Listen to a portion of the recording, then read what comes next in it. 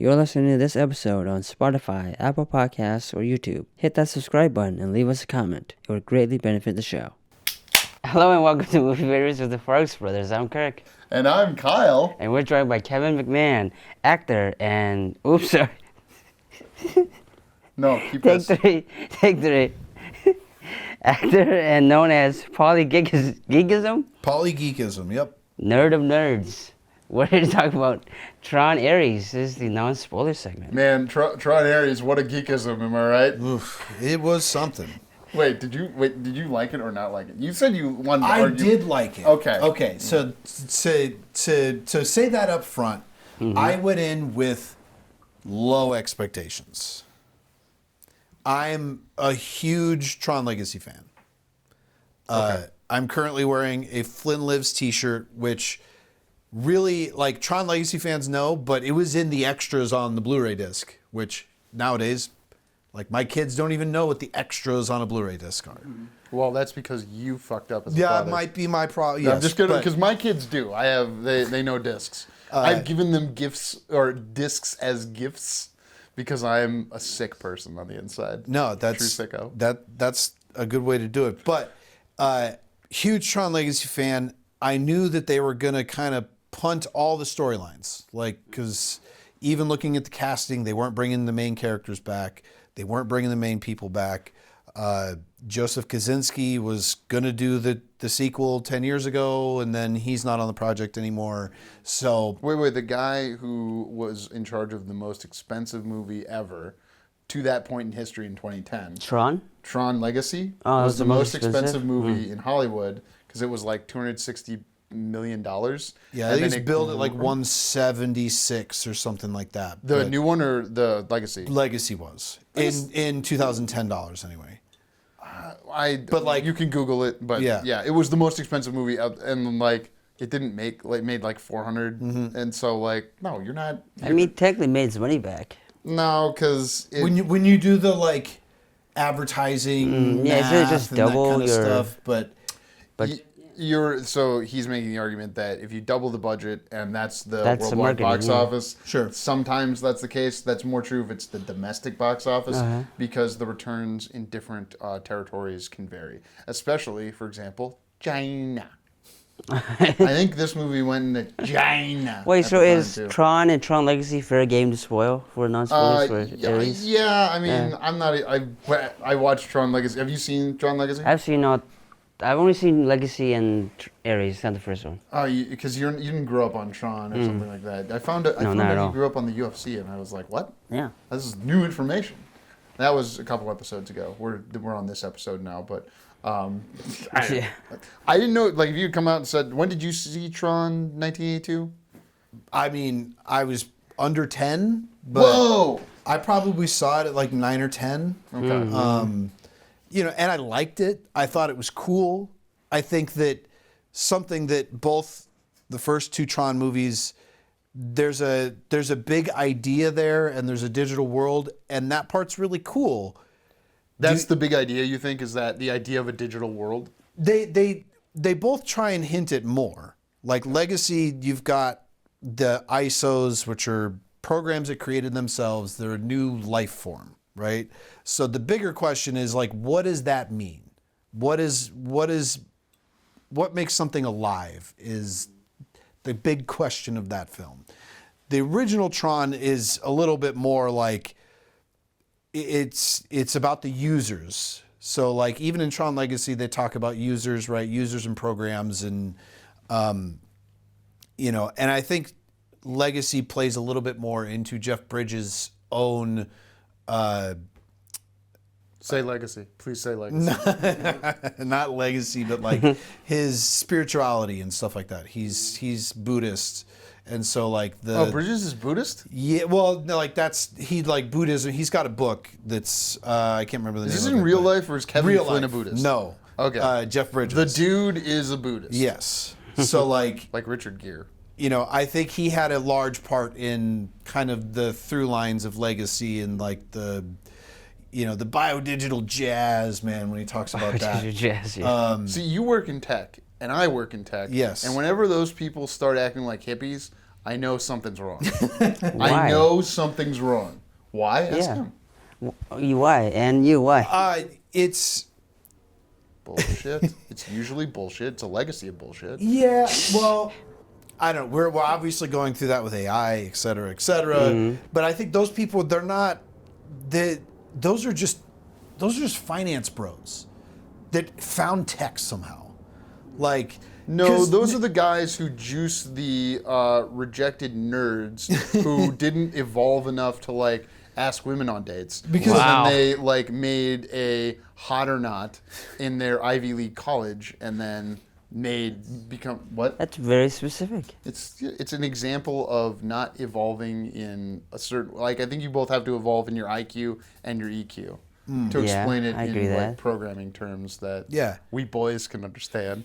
Just the boys. But no, so like just the little bit again. I loved Tron Legacy at the time. The looks, the soundtrack. I own 2 records. I own the Tron Legacy soundtrack, and I own Minutes to Midnight by Linkin Park. Those are the only 2 records I own. Wow. Didn't you take your 10-year-old to see Linkin Park? I did. Is he 10? He's 11, but yes, close enough. I was within a year? Yeah. Very. Come on. We did that in August, and it was a lot of fun. Oh, here's. I need you to know this about how I watched this movie, and then I'm gonna reflect on how you watched this movie because I think it's the first time the same. 3D IMAX. Yes. Boom. Pow. Yes. And then I watched it in 3D No Max, and the seats didn't shake to the soundtrack, so I was like, oh yeah, there's a soundtrack. But when I saw it in Limax in the 3D, it was like, well, I kind of like that Trent Reznor is tickling me, and Atticus Ross is like fingering me a little bit. Jeez. What? What colorful language. Colorful language, thank you. Kind of like Tron, because they have all the pretty lights and stuff. It's a metaphor for my language. So, again, I tried to set myself up with a low bar, because to me, the Tron Legacy soundtrack is really good, not just in the film, in the parts that it's used, in the purposeful way that it's used in the set pieces, but outside of the movie, just listening to the soundtrack, I still think it's great on its own. Yeah, people have probably listened to it 100 times more than have watched that movie. 100%. Before it got probably. on Disney Plus.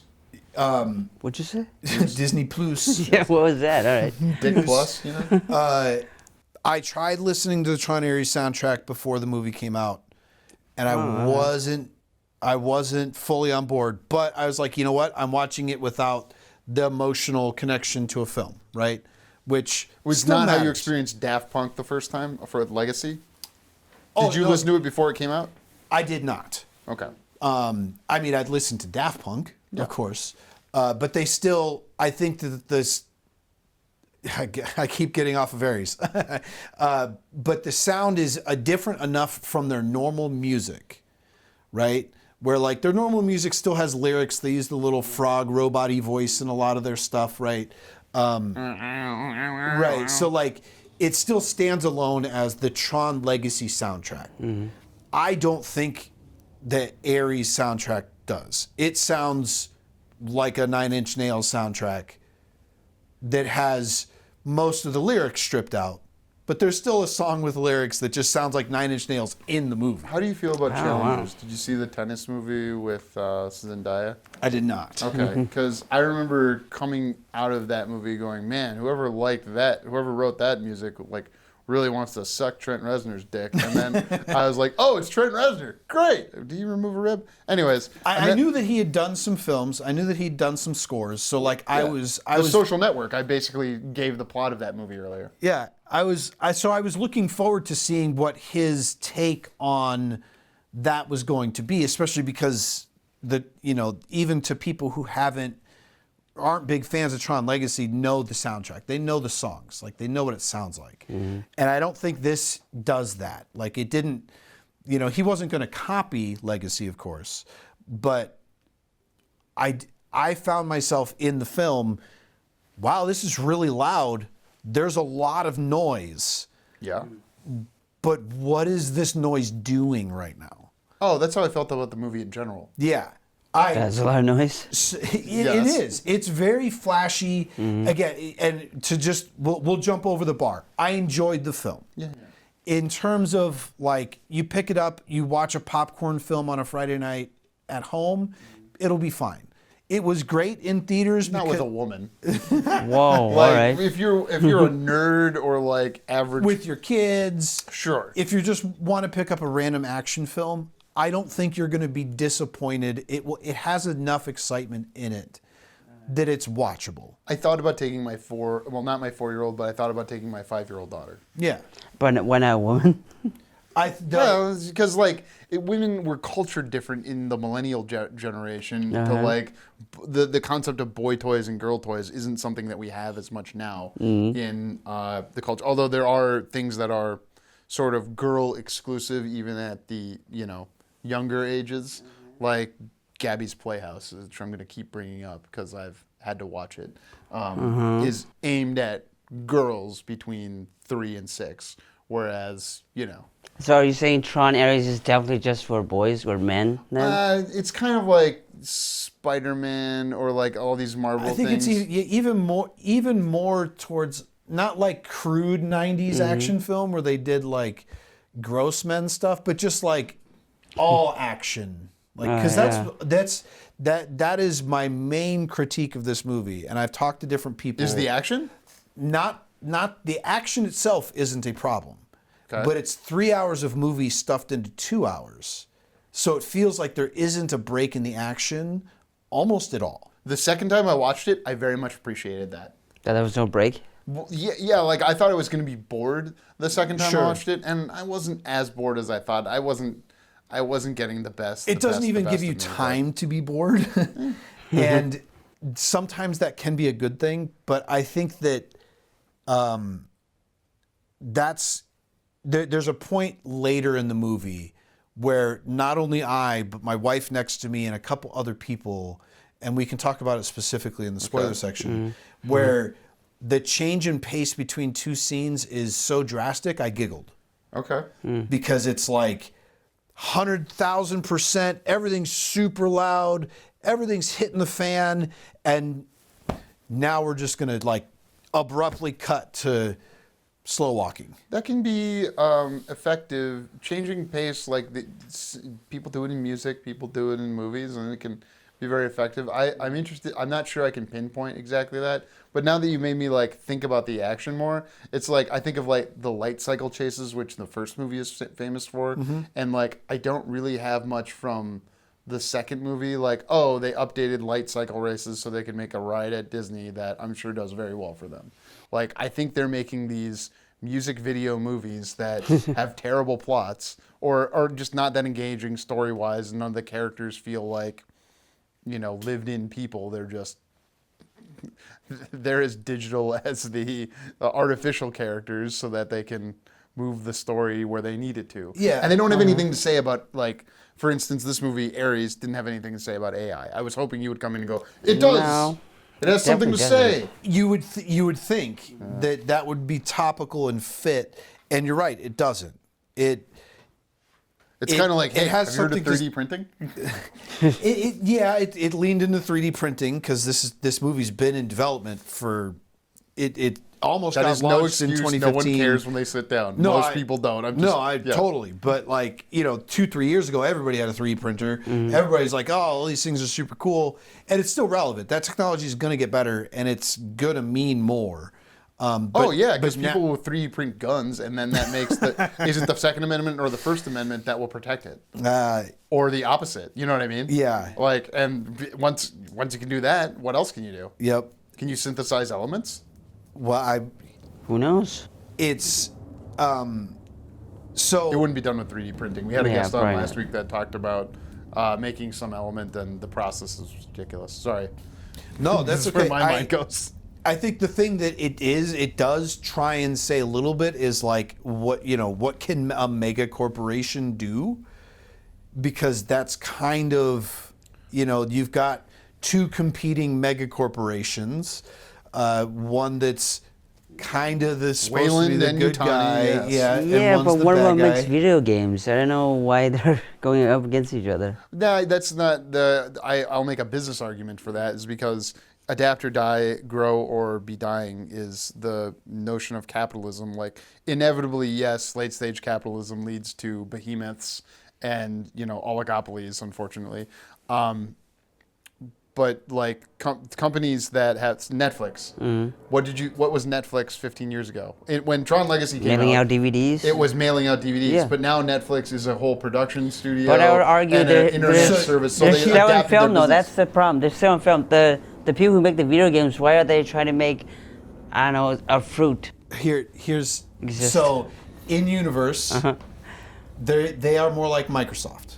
Oh, Okay, because in Legacy they have an operating system. That's what they sell. Yeah. Right. But also go back to the original film. Sure, they had there was a chess program. I think is kind of what the very first thing they did was. Then they made the video game, but they have an R&D department that has a laser to put people into a computer. Wait. Right.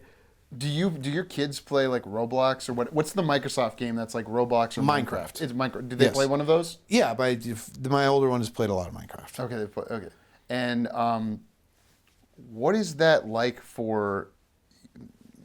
Like we didn't have games like that when we were a kid. We just had Legos. Observing. No, we had video games. I'm debating whether or not to kill this spider. I mean, it didn't do anything wrong, so I'm kind of gonna let it oh, go. that's pretty big, dude. That's what you don't like it. Yeah, you kill it. Fine. I'm sorry. Miss. PETA, I'm sorry. Some bugs were killed in the making of this podcast. I mean, the first games that I played were like Super Mario on a Nintendo. Yeah. Like that's. And I remember being sucked in as an 8-year-old, a 7-year-old. Like, ugh! So now to have like 3D environments and like how long is it before? Like VR, it's not shooting a laser at you to put you in a digital environment, but it's kind of like, oh, I'm in this cool digital environment, We're getting closer to that, and that, I don't know how I feel about it. How do you feel it's affected the development of your child? Minecraft? Yeah. Minecraft in particular, I think, is mostly okay. All right. I have a bigger problem with mobile games. Sure.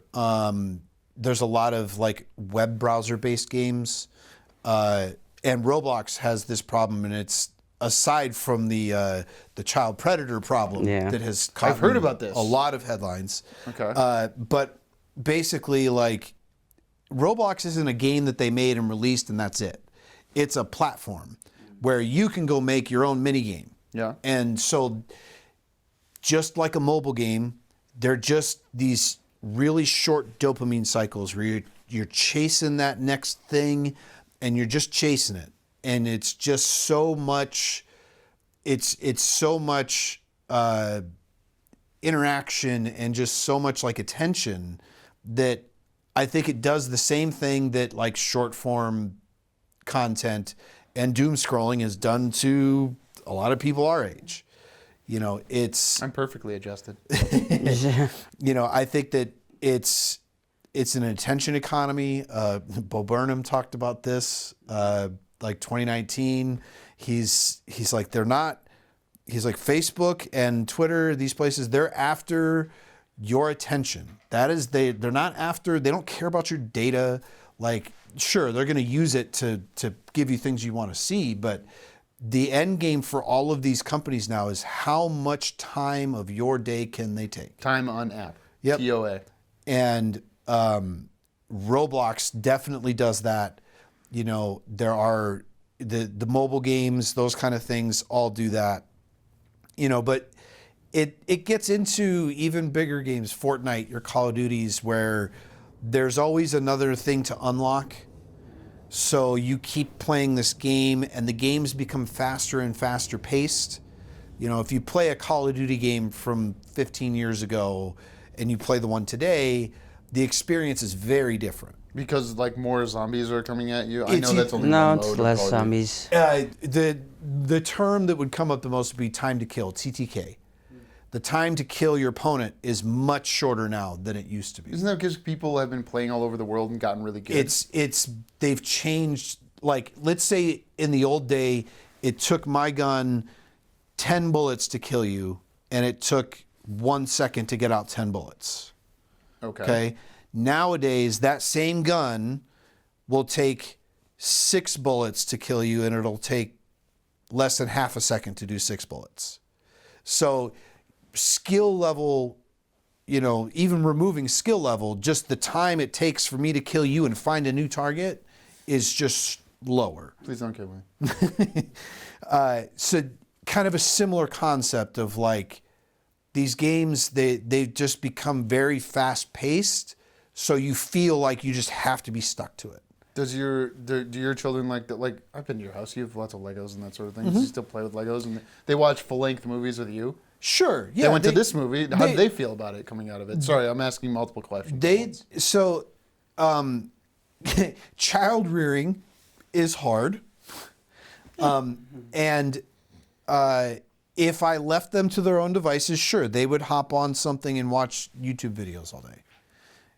So I've had to make adjustments. Like, you just don't get free YouTube time. Yeah. There's time in the house where I'm going to say, no screens, go find something to do. If you need help, I'll let you know, or let me know. But there's you just have to have limits. I'm specifically afraid of it because we know that Facebook, like, unquestionably, this is what the new Facebook movie will partially be about, supposedly. Oh, the social network sequel? Yeah, they know that their algorithm, if they left it this way, would increase suicidal ideation by like a notable percentage. Sure. And they let it happen. It's kind of like Vioxx or something where they know, like, well, it's going to kill this many people, but the odds of the lawsuit against us is going to be about this big, and we'll make this much profit before that lawsuit hits us. And like, that's where, I'm not a complete total libertarian, because it's like, no, you need some other body to come in and rein in. For sure. I mean, there's motivation. Other countries have done, you can't have social media till you're 15 or whatever, Or GDPR, where you know where your data is going, so you at least have some control over how you're being I think, I can't remember the guy's name. I've seen some clips, and it's less about the amount of screen time, and it's about what they do with the screen time. Is that like a Tristan, what's his name? Harris thing? No. Oh, okay. He actually went to my high school. Tristan Harris went to your high school? He was younger than me by a couple years, but he went to my high school, Maria Carrillo High School, out in San Rosa, California. Oh, yeah, because you and Kirk are from West Coast, Best Coast. Yes. Two fucking coastal elites here talking about Disney movies. All right. So, yeah, I think that it's what they do. You have to monitor it. You can't just let them have free reign, and try and have it. Minecraft is great. It's challenging. It makes you be creative. Like, it isn't just like pulling a slot machine handle and seeing what happens and then doing it excuse over me, and over again. chicken jockey, chicken jockey. I watched the movie. I have not. Chicken jockey, baby. I Minecraft, not my jam, but. I watched it. It's like anthropologic research for me. And I watched it with my older daughter. What? In what ways? Like, I'm curious what the kids are into. My nephew is very into Minecraft, and it's like this is how it relates to Tron. Is that it's like in Legacy, hey, we got this game, and like what I kind of don't like about Ares is that I don't recognize that looks more like Blade Runner than in Legacy. The world is somewhat recognizable to how it is now. Is there a spoiler to say that the movie mostly takes place outside and not in the grid like in Legacy? Oh, sure. Yeah. So there is a comparison. I mean, we're pretty close to being done with non-spoilers. So I guess I don't know that. You don't know which part. Oh, like the concept of the innovation of this movie, you mean? No, like, because that is a notable thing is for a Tron movie, it doesn't deal with the grid very much. That's not important to the film. Third movies have to do that, man. Like how Iron Man isn't in the suit that much in Iron Man 3. Think about it. Ares, in general, I think, is fine for children. You said 4-year-old? I wasn't going to show it to the 4-year-old. I think the main thing is there's in Tron movies people get de-resed. Yeah. Yeah, it's I think real- that's the thing that would be the only content that I think is tough for. Both my kids watched Superman Legacy, or that's what it was going to be called. Now it's called Superman 2025. But nobody gets murdered or de-res in the movie. Someone gets shot in the fucking head in like right, yeah, in an extreme long shot, and just- like yeah. Superman gets hollowed out from like the inside by pseudo kryptonite. Teeth come out of somebody's eye and bounce off the fourth wall. Like, Oh, right, yeah. it's not That's without fair. it's it's Yeah. made by a trauma guy. So, But other than that, I mean, yeah, it's a good Disney action film that does not hit the same good check Disney. boxes that I think other Tron movies do. it's a good Disney like when people throw in the Disney thing, like especially between us guys here, you know what I mean? It's like as soon as you say Disney, that's lame, man. I don't want Disney. I don't want Frozen up in my sci-fi movie. What do I want? Disney, Frozen mixed yeah. with Blade Runner? Disney's also Marvel. Yeah, I mean, Disney makes comic book Disney movies. is not Marvel. Disney rents Marvel so that they can have box office, and thankfully they haven't destroyed the company. Disney was Pirates of the Caribbean, Sure, like, but that's kind of the like. girls were way into Captain Jack Sparrow in my So high I school. guess when I say Disney action film, I guess I see where you're going with this. Disney like theme park film, and not that like it's meant to promote a theme park, even though Have you ridden the ride? I haven't. I haven't been to Okay. Disneyland while so they've you're been not really a open. Tron fan. I've actually heard that even in like the Disneyland in China, it is a very popular ride. But Why even in China? It seems like, no offense, but that would be like to their taste more because they're more sci-fi and techy than just the that average. Tron bear here. is the ride is popular in international locations as much as it is here. Because I imagine people in China have seen the movie Tron Sure. and possibly even like like grown up on it. Like Marvel did well because a comic book can travel, whereas like the Star Wars movies didn't play in China, so they don't have the same like affinity for them that Americans do. Right. And you've heard Why this? would I argue they have other problems of Star Wars movies in China? Like what? Like taking off Finn from the posters. I mean, they don't like having black people? characters. Yeah, Yeah. sure. Yeah, yes. China There are other isn't known problems, for its yeah. racial equity now, is it? So Send somebody from a Uyghur camp or something. Ares, I think, had a similar problem that Tron did or Legacy did. I don't think that they really advertised it with like, we want this to be a big thing. There is not a single Tron Ares toy. Because it's not for kids. It's for like Tron Legacy, they did toys. yeah, and there was a cartoon. There was Tron Uprising 2 years later.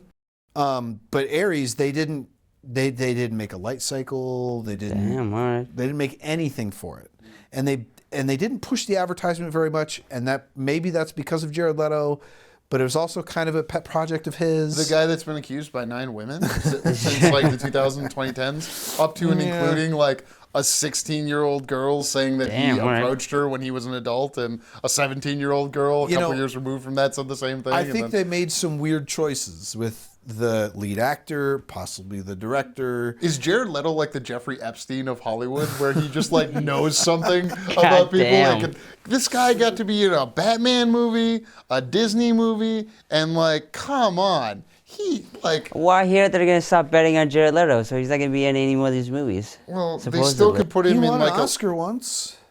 yes, Yeah, a long time ago. yes. Do you remember who the bad guy in the movie he won the Oscar for was? No, Do you remember the name of the movie?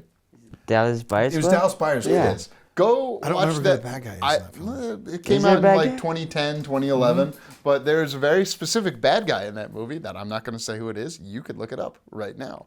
And, that's, up to you if you feel how you feel about that bad guy in that movie with Jared Leto. Jared Leto isn't LGBTQ, so he wouldn't be able to play an LGBTQ character today. Or What do you they mean? wouldn't Scarlett cast him. Johansson could play a tree. She could play any character she wants. What do you Scarlett mean? Johansson can't. She played an Asian woman. She What do you stepped back mean? but after playing the Asian woman, she stepped back from playing a trans person because Yeah. she was not trans and felt that it would be the role would be better served Mm. by a trans woman in the role. Yeah, but I'm saying actors can play anybody they want. Okay, Apparently. but Jared Leto is like actually committed. Probably like he's been creepy for a while, but he's a rock star. Yeah, he gets he's away kinda with a weird stuff, guy, and it's yeah. like, I honestly, it's kind of like Kevin Spacey, where like I would never hire Kevin Spacey, but I would watch a movie with Kevin Spacey because they are still an interesting person. I mean, Sure. I've listened to an interview with Harvey Weinstein, and I still think he's disgusting. You know what I mean? But it was, I try not to, as I stare into the void, let the void stare back into me. On that subject, I could go watch an old Kevin Spacey film. I wouldn't watch anything new. Sure, they're not going to make anything new. Because I think it's also it is somewhat different for me when it's movies as opposed to like music. How so? For me, I just won't listen at all. Like Michael Jackson, I changed the radio station. Dude, there's a They took that documentary off of HBO Max because maybe what those guys said isn't as legally defensible, or there's bigger money interest in his big biopic that's coming out. And, hey, welcome to the Disney Tron podcast where we're talking about right. are they silencing victims of more pedophilia. recent, Ronnie Radke. He's Falling in Reverse. They're like a metal band. Okay. He was in jail. Is that the guy that died recently? No. Oh, there's some pedophile. That was a different guy. Okay, yeah. Stop it! What do you people need? He Stop it. was like accessory to a murder and like got out of jail, and he's like openly antagonistic towards trans people on the internet, and he still makes music that if I remove that completely, it'd be something that I would listen to occasionally. Wow. But now, and then he did a joint song with Marilyn Manson, so that one I can double skip. Oh yeah, because I know there's something with Marilyn Manson, but I don't really understand. First what it is. wife basically groomed her, and so kind of like Jared Leto in the movie Tron Up, like. But like when creepy people play creepy characters, like Kevin Spacey in most movies is already ick, so it's like he already gave me the ick, you know. Yeah, but I would argue he's playing a character. He's not. You know, like a musician is, maybe he's still them. Like they're singing that song Like, that they wrote. Kevin Spacey was really good in Seven because maybe he was a he's serial creepy, killer. yeah. I don't know. Okay, but So he wasn't acting though with that? What about watching any movie from like pre-1975 where Name a any movie. of those people in that movie probably did horrible things? Charlie Chaplin married like a 14-year-old. Does that mean Charlie Chaplin's contributions to cinema don't count? The speech he makes as Hitler in that's not moving and powerful. Like No, I'm not saying that. I don't realize... put Jared Leto in movies, but also like retroactively, I get kind of I don't know. Don't put Jared Leto in any more movies. He is in movies, and he is good in movies that I like Blade Runner 2049. Because he's barely in it. I think that's probably why he's good. Creepy. In Ares, he plays a good robot. Yeah. He plays a good robot. Is that a spoiler to say he's a robot? I don't agree he Then plays the a good trailer, robot. he's definitely a robot. And I'll go into spoilers. In spoilers, I will say why I don't think he's a good robot. So maybe we break there so that we can talk about why Jared Leto, both a reprehensible human being and bad at playing a robot. Bad at playing a robot. In Tron Ares. Great tease for the spoilers. Catch you there. Bye-bye. Thank you for listening. For more JK Productions, find us on Instagram at JK Productions Team and on Facebook, JK Productions MN. How are you going to be introduced? Actor, host, general fan of all nerd things. Sure. Big nerd. General nerd of all things. Big nerd. Wait. Actor, host, lightsaber fighter. I'll give you this. One of the online names I use is Polygeekism because I'm a nerd of nerds. Polygeekism? Yes. I knew that about you. All right, I'm going to write that down. All right. I'm pausing on the timer. Thanks. Did this all get cut out? Geek. Yeah. Is this going to be a clip? You don't know. Geekism? Yeah. Geekism. Yep. Like an orgasm? Yeah. But a geekism? Okay, hold on. Actor, Polygeekism, is that good? Actor and known online as Polygeekism. Yeah, known online. Nerd of nerds. Nerd of nerds. What's the nerd Nerd squared? of nerds. This is great. I'm wasting good material right now that I know you're cutting out, Kirk. You're sitting here probably 2 weeks from now, cutting this out. I could put it at the end. It'd be like a stinger or whatever the hell. All of this is, if you got to this part, you're my favorite. Comment Baba Booey on all posts.